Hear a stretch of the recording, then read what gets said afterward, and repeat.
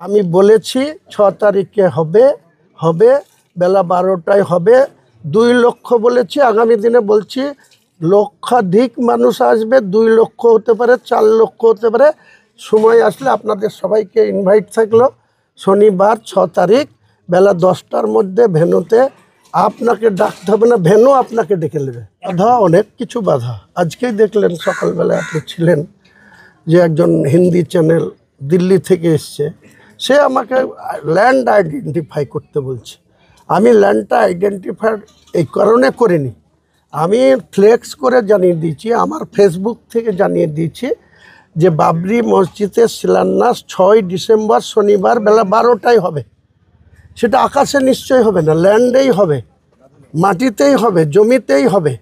কিন্তু এদের এত ইন্টারেস্ট কি যে কোন জায়গায় হবে এখনই আমাদেরকে জানিয়ে দেন, এখনই আমরা সেখানে গিয়ে ছবি তুলব, এখনই আমরা সেখানে গিয়ে ল্যান্ডমার্কিং করে গোটা লোককে জানাবো। কোনো দরকার নেই। আমি ল্যান্ড এক জায়গায় সিলেকশন করেছিলাম, 6 জনের ল্যান্ড ছিল, সেটা আমার সঙ্গে এগ্রিমেন্ট হয়েছিল।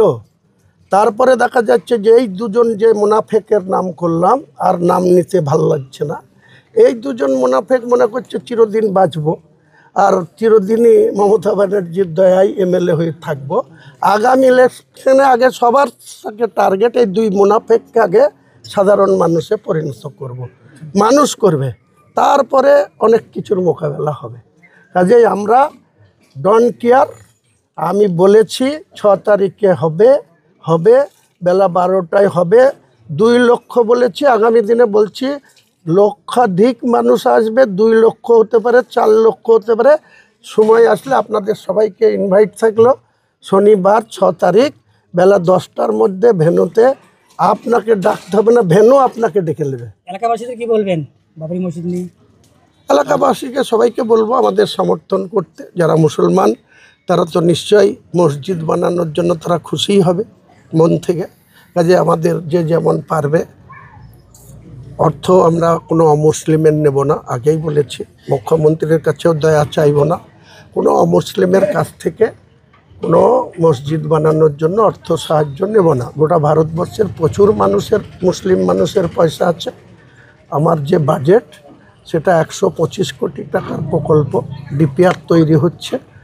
সেটা এত আধুনিকভাবে হবে, এত মডেলাইজভাবে হবে বাবরি মসজিদ। মডেল একই থাকবে, গম্বুজের হাইট বাড়বে, এরিয়ার হাইট বাড়বে, যত ফুট বাই যত ফুট ছিল তার থেকে বেশি বড় হবে। এবং দেখতে আমি যেদিনই চলে যাই না কেন, আমি বলছি বাবর 400 বছর আগে করে গিয়েছিল।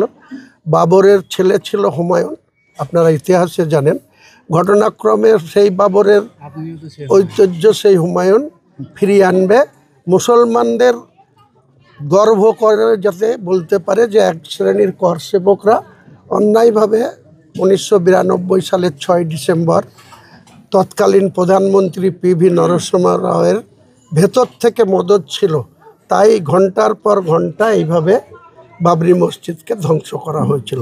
আজকে আমি বলছি আমার মাথার দাম দিয়েছে 1 কোটি টাকা। আপনারা জানেন একজন ইউপির একজন উগ্র হিন্দু বলেছে যে হুমায়ুন কবিরের মাথা কেটে আনতে পারলে 1 কোটি টাকা তিনি পুরস্কার দেবেন।